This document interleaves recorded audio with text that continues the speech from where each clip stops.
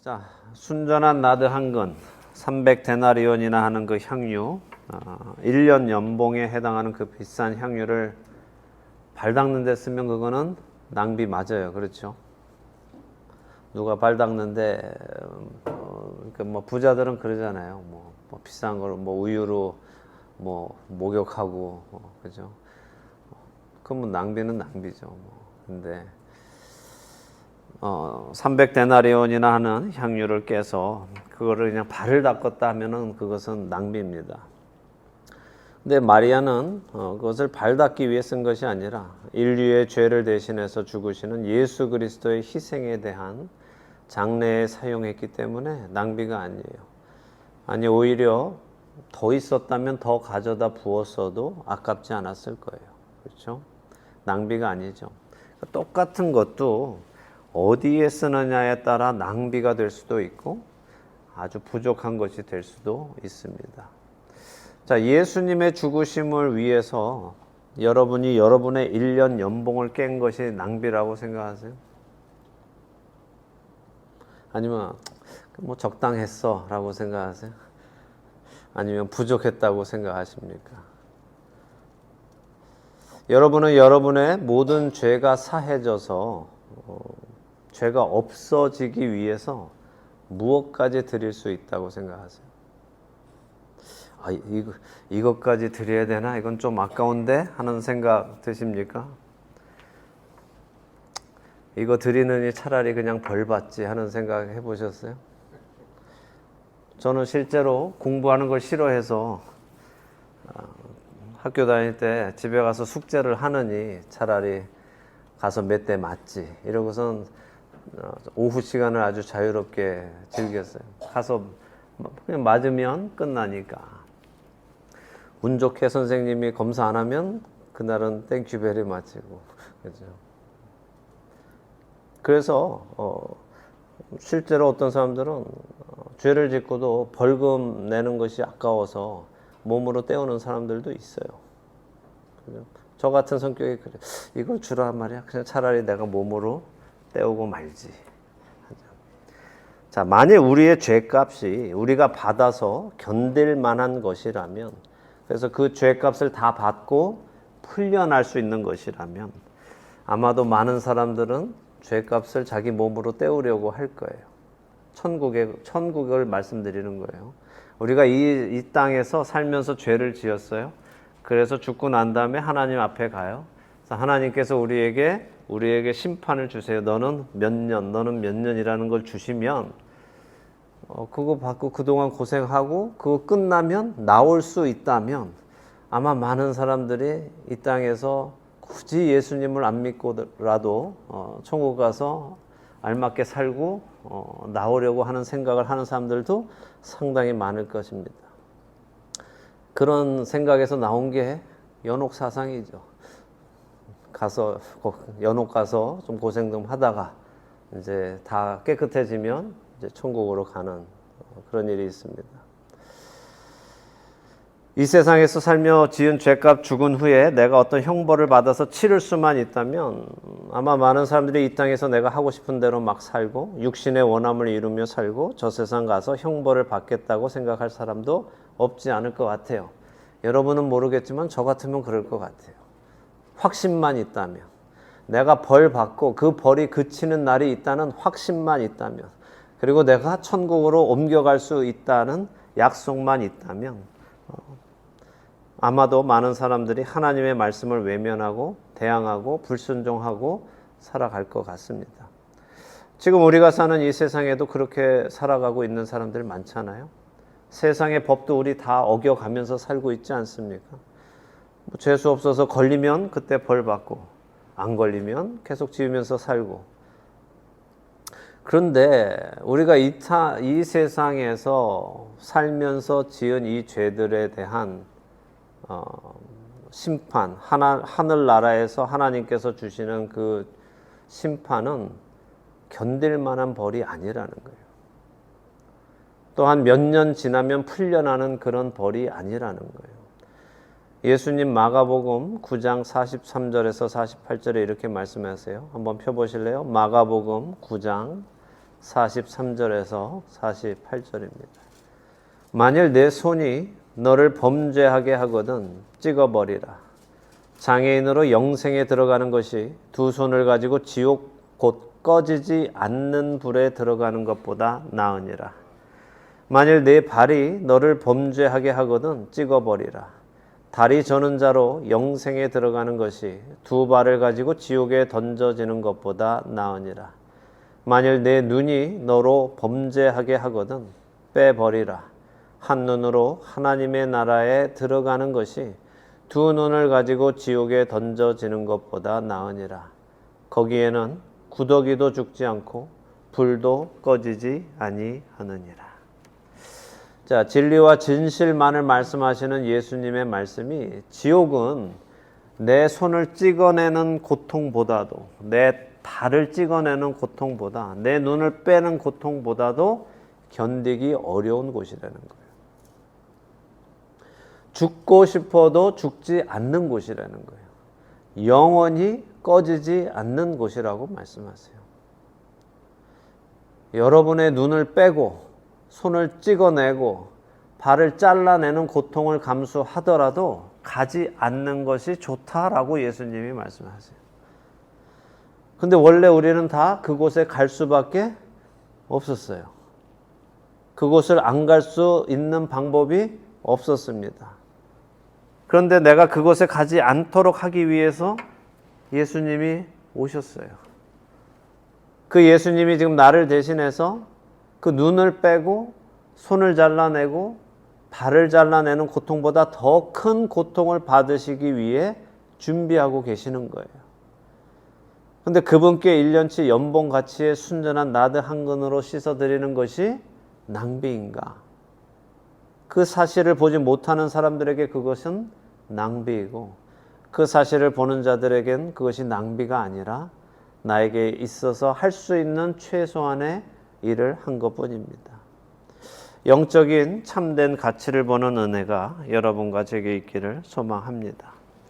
이제 예수님은 그 일, 곧 나를 포함한 모든 죄인들이 그 꺼지지 않는 불에 들어가지 않을 수 있는 길을 여시기 위해서, 다시 말해 제물이 되시기 위해서 예루살렘으로 들어가십니다.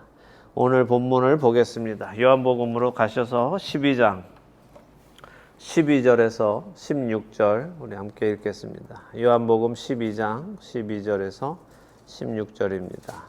함께 읽겠습니다. 그 이튿날에는 명절에 온 큰 무리가 예수께서 예루살렘으로 오신다는 것을 듣고 종려나무 가지를 가지고 맞으러 나가 외치되 호산나 찬송하리로다 주의 이름으로 오시느니 곧 이스라엘의 왕이시여 하더라. 예수는 한 어린 나귀를 보고 타시니 이는 기록된 바 시온 따라 두려워하지 말라. 보라 너의 왕이 나귀 새끼를 타고 오신다 함과 같더라. 제자들은 처음에 이 일을 깨닫지 못하였다가 예수께서 영광을 얻으신 후에야 이것이 예수께 대하여 기록된 것임과 사람들이 예수께 이같이 한 것임이 생각났더라. 아멘. 자, 베다니에 있는 나병 환자 시몬의 집에서 식사하는 도중에 마리아가 와서 예수님의 장례를 생각하면서 그분을 씻겨드린 그 다음 날이에요. 다음 날 예수님은 드디어 예루살렘으로 들어가십니다. 이제 예수님은 닷새 후에 하나님의 어린 양으로 인류의 죄를 대신해서 제물이 되어서 죽으십니다. 그 길은 어렵고 힘든 길이고 눈물의 길입니다. 그러나 동시에 영광의 길이고 기쁨의 길이기도 해요. 왜냐하면 이 일을 통해서 하나님 아버지께서 자기 백성을 얻으시기 때문에, 그래서 이 길이 기쁨의 길이고 영광의 길이기도 합니다. 자, 이 날을 기념해서 교회는 뭐를 지킵니까? 종려주의를 지키죠. 종려주의. 그죠? 팜 선데이를 지킵니다. 자, 예수님께서 예루살렘에 들어오시는 날 백성들이 종려나무 가지를 가지고 맞으러 나와서 호산나, 지금 구원하옵소서라는 히브리 말이에요. 호산나, 지금 구원해 주세요라고 외칩니다. 그리고 찬송하리로다 주의 이름으로 오시느니 곧 이스라엘의 왕이시여라고 외칩니다. 그래서 우리는 이 날을 교회는 이 날을 종려주일로 지키죠. 근데 우리는 이 장면을 유심히 좀 봐야 돼요. 제가 예전에 여러분들께 1966년에 미국 스테픈슨이라는 학자가 원숭이 4마리 가지고 실험한 얘기 해드린 적이 있죠? 기억나시죠? 네, 기억 안 나는 분 간단하게 설명드리면 우리 안에 바나나 넣어놓고 바나나 하나는 매달아 놓고 그래서 원숭이 4마리가 바나나를 막 먹는데 매달린 바나나를 잡으면 물이 확 위에서 쏟아지게 그렇게 장치를 해놔서 원숭이들이 이거 그냥 바나나 먹을 땐 괜찮은데 그 바나나만 잡으면 물이 쏟아지니까 이 4마리 모두가 더 이상 그 바나나는 먹으려고 하질 않는 거예요. 그리고 바닥에 있는 바나나만 먹습니다. 그래서 이 바나나를 더 이상 건들지 않게 됐을 때 그 박사가 원숭이 한 마리를 꺼내고 새로운 원숭이를 한 마리 집어넣으면 새로운 원숭이는 모르니까 그 바나나를 또 잡으려고 하잖아요. 그러면 나머지 새 원숭이가 걔를 막 끌어당기면서 안 돼, 그거 잡으면 안 돼 하고 막 때리고 소리 지르고 깨깨깨깨 막 해서 못하게 하면 얘는 영문도 모르는 채 그냥 이거는 만지면 안 되나 보다 한단 말이죠. 그래서 이 새로 들어온 원숭이가 그걸 안 만지면 그 다음에 원래 있던 한 마리 또 빼고 또 새 거 집어넣고 그럼 새로 들어온 놈 또 만지려고 그러면 나머지 3마리가 또 붙들고 깨깨깨깨 하고 못하니까 또 못하고 결국 해서 4마리 다가 다 바뀌어서 옛날 원숭이는 다 빠지고 다 4마리가 다 새로운 원숭이인데 한 번도 물벼락을 받아보지 않은 그 원숭이들인데도 불구하고 걔네들은 더 이상 매달린 바나나를 만지지 않더라 하는 실험 결과를 도출해냈죠. 제가 왜 그 실험 결과를 자주 말씀드려요? 그 원숭이한테 가서 우리가 물어보면 어떻게 하냐고. 야, 원숭아, 왜 저 매달린 바나나는 안 먹니? 그러면 그 원숭이가 말을 할 수 있으면 뭐라고 대답하겠어요? 원래 안 먹는 거야, 저거는. 왜? 원래 그래, 우리는. 저거는 만지면 그냥 안 되는 걸로 알고 있어. 왜? 무슨 일이 일어나는지. 그거는 몰라. 그냥 우리 전 세대부터 그렇게 해왔어. 무슨 말씀 드리는 거예요? 우리 교회 안에 많은 행사나 절기나 문화들이 이거 왜 하세요? 라고 물어보면 그러니까 저처럼 안 믿다가 성인이 돼서 온 사람이 봤을 때 이거 왜 하는 거예요? 라고 물어봤을 때 오랫동안 교회 다닌 분들이 왜 한다고 말해주지 못하는 것들이 너무 많았어요. 이 원숭이처럼 대답하는 분들이 너무 많았어요. 원래 하는 거예요. 옛날부터 해온 거예요. 교회 안에 많은 행사와 절기 중에 이거 왜 합니까? 라고 물으면 이 원숭이들처럼 대답하지 못하는 것들이 많이 있습니다. 또 대답을 한다 하더라도 성경하고는 관계없는 사람들이 만들어낸 마치 바리새인들이 만들어낸 장로들의 유전과 같은 그런 문화가 굉장히 많이 있습니다. 오늘 이 본문에 나오는 이 사건 가지고 지키는 종려주일도 그 중에 하나입니다. 예수님의 예루살렘 입성을 환영하는 종려주일. 이 본문을 생각을 가지고 우리가 읽어보면 이 본문이 그리 즐거운 일, 기념할 만한 일은 아니라는 거예요. 자, 성경에서 이스라엘 백성들이 종려나무 가지를 흔드는 절기가 있어요. 제가 전에 7절기 말씀드렸죠. 이스라엘의 7절기 말씀드렸어요.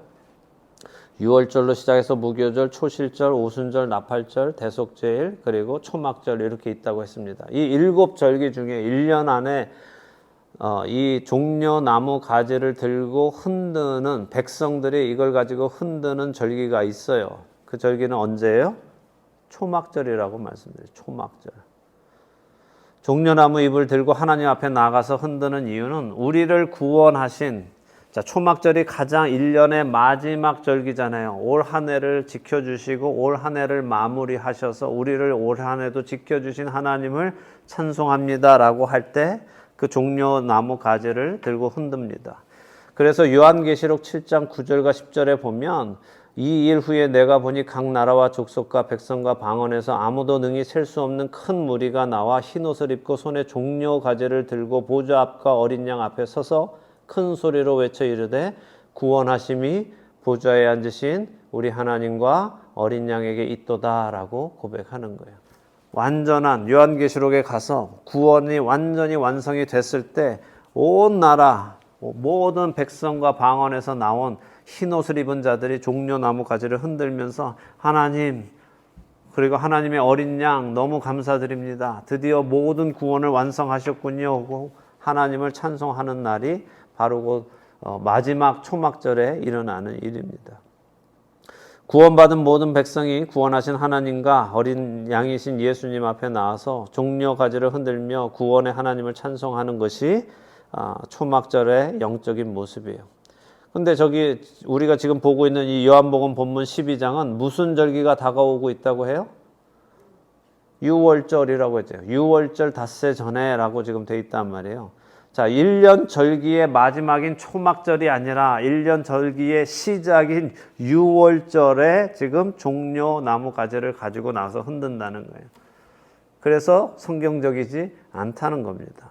자, 그러면 이 백성들은 지금 왜 종려나무 가지 흔들면서 예수님을 맞이하면서 호산나, 우리를 지금 구원하세요 라고 말하고 있는가? 호산나는 지금 구원하세요 라는 말이라니까요.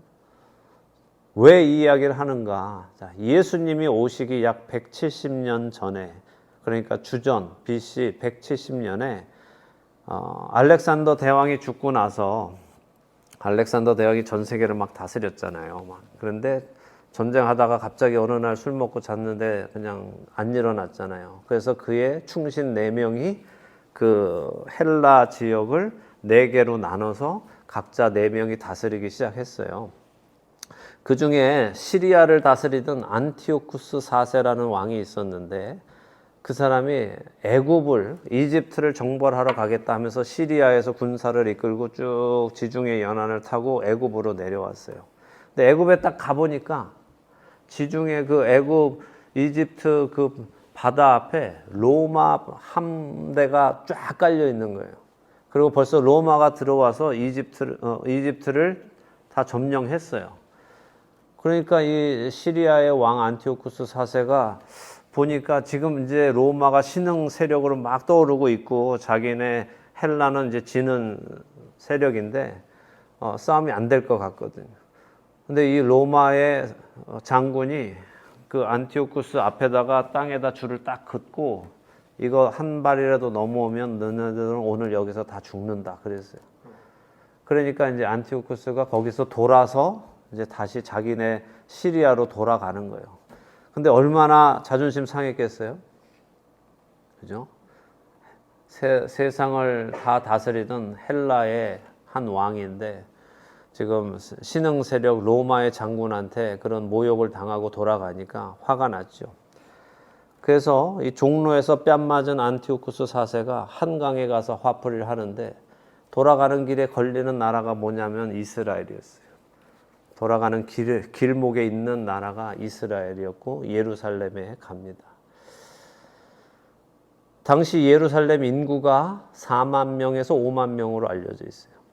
그런데 이 안티오쿠스가 예루살렘에 들어가서 3일 동안 8만 명을 죽였어요.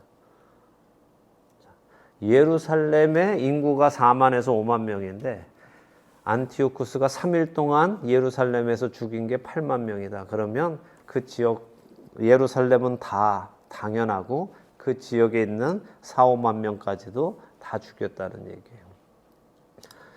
안티오쿠스 4세는 남자 어른들은 물론 여자와 아이 그리고 임신한 여인들과 갓난 아기까지 예루살렘 성벽에서 던져서 다 죽였습니다. 로마에게 당한 치욕을 유대인들에게 퍼부었습니다. 그리고 그 사람은 예루살렘 성전 안에 하나님의 성전 안에 들어가서 금은 보화를 다 꺼내왔고 돼지 피를 성전에 뿌렸고 그리고 제우스 신상을 하나님의 성전 안에 세웠습니다.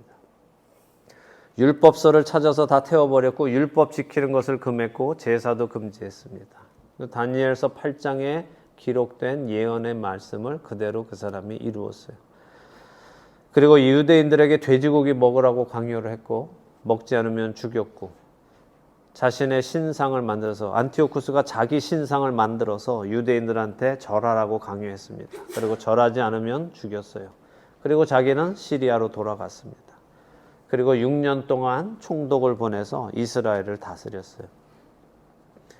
6년이 지나던 어느 날 유대의 남유대에 모딘이라는 조그만 아주 시골 마을이 있어요.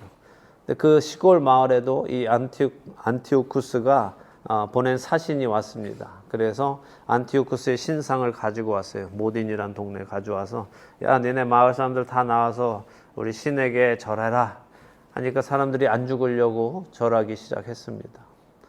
근데 그 당시에 그 모딘이라는 곳에 한 늙은 제사장 마따디아스라는 사람이 살고 있었어요. 이분이 나와가지고 절하는 사람의 목을 갑자기 쳤어요. 칼로. 절하는 유대인의 목을 쳐버렸습니다. 그러니까 사람들이 깜짝 놀랐죠.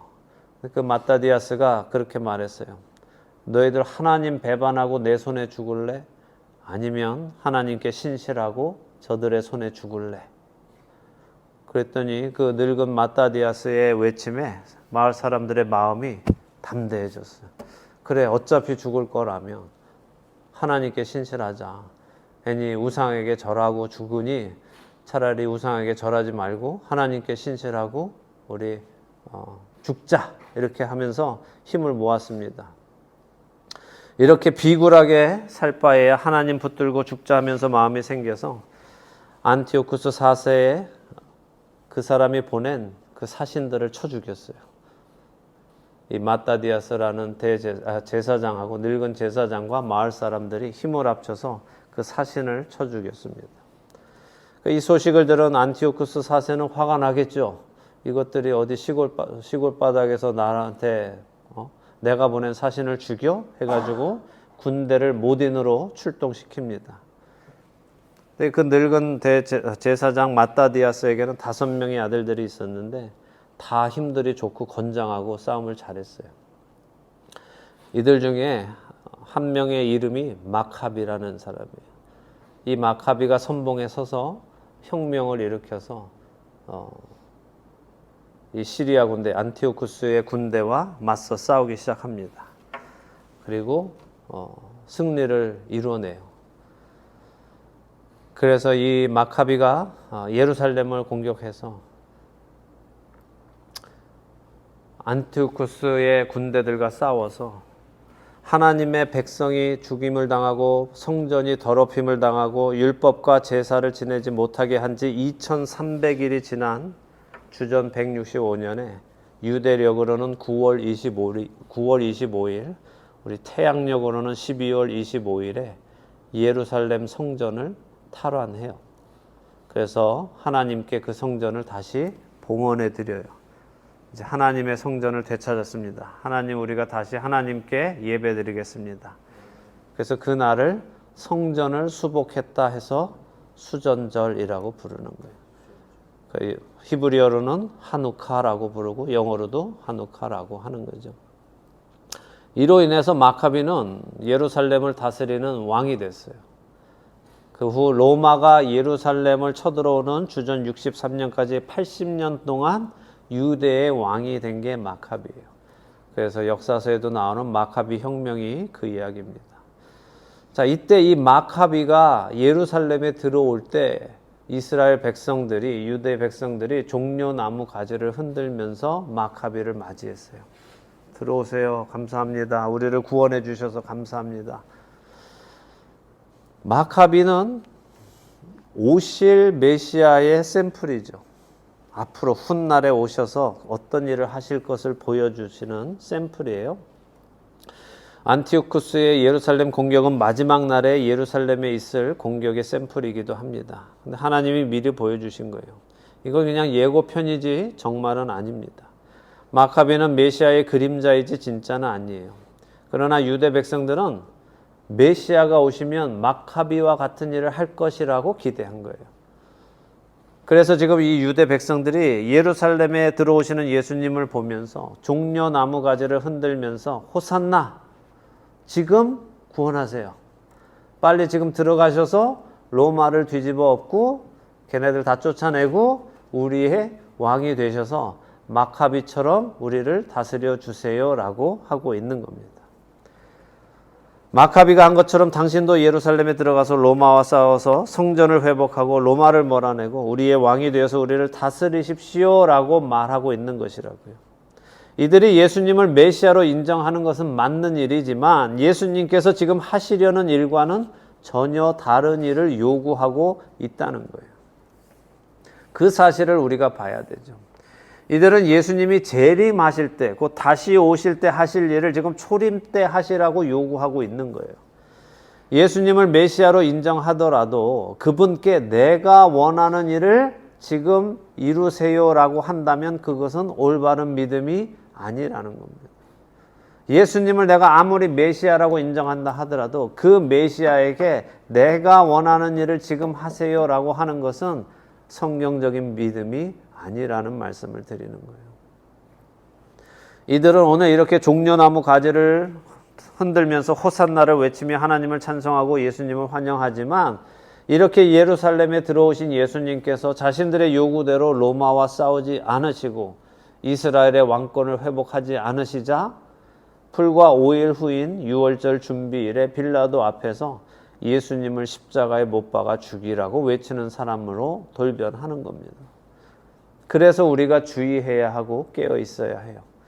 우리가 예수님을 주님, 메시아, 그리스도로 인정한다고 해서 다가 아니라는 거예요. 예수님의 계획과 뜻이 무엇인지 거기에는 관심이 없고 그 예수님을 내가 좌지우지하고 내 꿈을 이루어 달라고 내가 원하는 대로 해달라고 요구하고 근데 내 꿈을 이루어주지 않으면 화를 내고 섭섭해하고 불평하고 불만족한다면 여기 이 본문의 종려나무 가지를 들고 예수님을 환영하는 인파하고 다를 것이 하나도 없는 겁니다. 바로 이런 생각과 기대로 예수님을 향해 종려나무 가지를 흔들며 환영했기 때문에 누가복음 19장에 보면 예수님께서는 그 예루살렘 성을 보시면서 우시는 거예요. 기뻐하시는 게 아니에요. 우신다고요. 왜냐하면 이들은 결국 그 예수님을 거부하고 예수님을 죽이기 때문에, 그걸 아시기 때문에. 오늘 우리는 우리 각자의 믿음을 돌아보아야 합니다. 우리는 여기 이 예수님을 환영하는 군중들과 똑같은 고백을 하기 때문에요. 우리는 예수님을 보며 찬송하죠. 주의 이름으로 오시는 이스라엘의 왕이시여 라고 고백합니다. 아니 오히려 더 나아가 우리는 예수님을 왕 중의 왕, 만왕의 왕, 만주의 주, 하나님이시라고 고백해요. 그런데 그 고백이 그분이 정말 이스라엘의 왕이시고 하나님이시기에 고백하는 것인지 아니면 내 원함을 이루어 주실 분이기에 내 요구를 들어주실 분이기에 그렇게 고백하는 것인지 내 원함이 이루어지지 않아도 내가 요구하는 대로 일이 일어나지 않아도 우리는 여전히 주님을 주님으로 모실 수 있는 사람인지 자기의 믿음을 확인해야 합니다. 정말 중요한 것은 우리가 그분을 무엇이라고 부르는 것보다 그분을 누구로 알고 그분과 교제하며 그분의 자녀로 살아가는가 하는 거예요.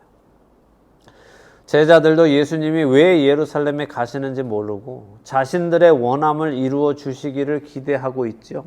수많은 백성들도 왜 예수님이 예루살렘에 들어오시는지 모르고 자신들의 원함을 이루어 달라고 외치고 있어요. 그들을 보시는 하나님의 답답함은 어떠하실 것이며 예수님의 답답함은 어떠하실까요? 우리 인간의 입장에서 생각해 보면 제가 만약에 예수님이라면 그날 어떤 기분이 들을까? 정말 내가 얘네들을 위해서 죽어야 되나? 정말 얘네들 답답해. 어쩜 이렇게 그냥 꽉 막혀가지고 아무리 얘기를 해줘도 못 알아들을까? 이것들을 뭘 안다고 내가 얘네들을 위해서 내 목숨을 줄까? 내 목숨을 준다고 해서 얘네들이 그걸 고마워하기는 할까? 그래서 하고 싶지 않은 생각이 들지도 몰라요. 근데 그거는 제 생각이고 죄인인 저의 생각이고 우리 하나님은 그것을 다 아시고도 이 일을 시작하셨고 우리 예수님도 이 일을 모두 아시고도 그런 우리를 위해서 기꺼이 생명을 주셨어요. 로마서 5장의 말씀처럼 우리가 아직 연약할 때, 우리가 아직 죄인 되었을 때, 우리가 아직 하나님의 원수로 살고 있던 그때 그 아들을 우리를 대신해서 십자가에 죽게 하심으로 하나님은 우리를 향한 자신의 사랑을 확증하셨습니다. 이제 그분은 우리의 아버지세요. 오늘 Father's Day죠. 우리 육신의 아버지께 감사드리는 날입니다.